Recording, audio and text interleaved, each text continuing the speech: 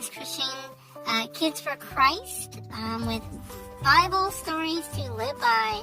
And if you got to check out our first story of God Makes a Wonderful World, we're continuing now in our reading. We're going to be doing a garden home. So let's see what wonderful picture we have. Oh, look, it's Adam and Eve in the Garden of Eden. That's the first man and woman. So our story today, we can find this in Genesis 2, but our story is about happiness. So let's see what the Lord has for us tonight. Oh, and by the way, our story is by V. Gilbert Beers and Ronald A. Beers, or anybody who wants to know the author is. Now let's continue. The whole earth was a beautiful garden, with sights and sounds and smells blended together. God was pleased with his work. He was pleased to see how well everything worked together. But it was too wonderful to keep for himself alone. God planned to share it with someone like himself. One place was more beautiful than all the others.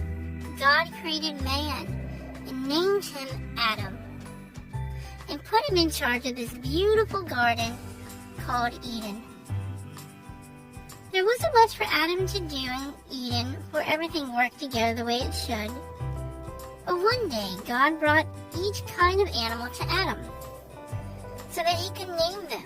Then he put Adam in charge of the animals. Adam was glad for the animals. But something or someone was missing. God knew who this someone was, and he knew what to do. Besides taking care of the animals, Adam also tended to the garden. God put Adam to sleep, then took a rib from his side and made a woman. He brought the woman to Adam to become his wife.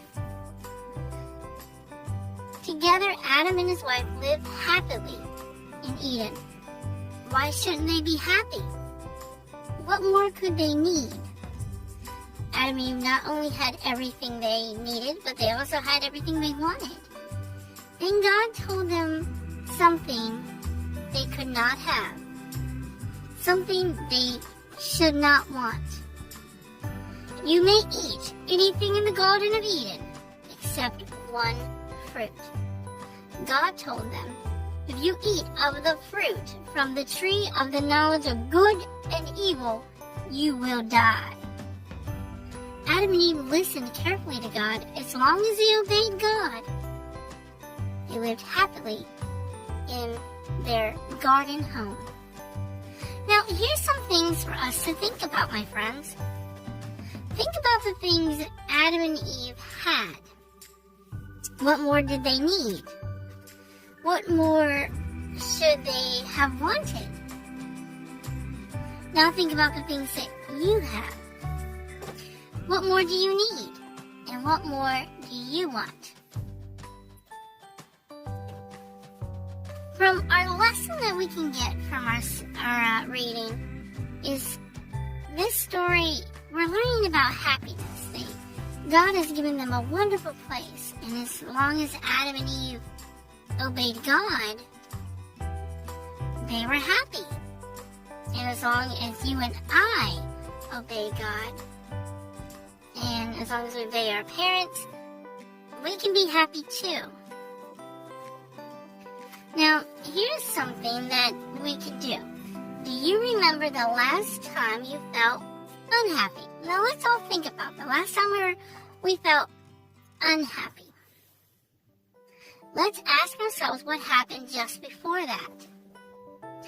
Did we disobey God or our parents? The next time that we are unhappy, I want us to quickly ask if we have disobeyed.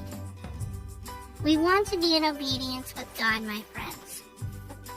So, next time, we are going to be in story 3 Adam and Eve are tempted, and that's going to be a story about temptation. But I want to thank everyone for tuning in. I hope you have enjoyed our last story and enjoyed this one. Until next time, my little friends, may God bless you, and just have a wonderful day. All right? Until then, God bless my little friends. Bye.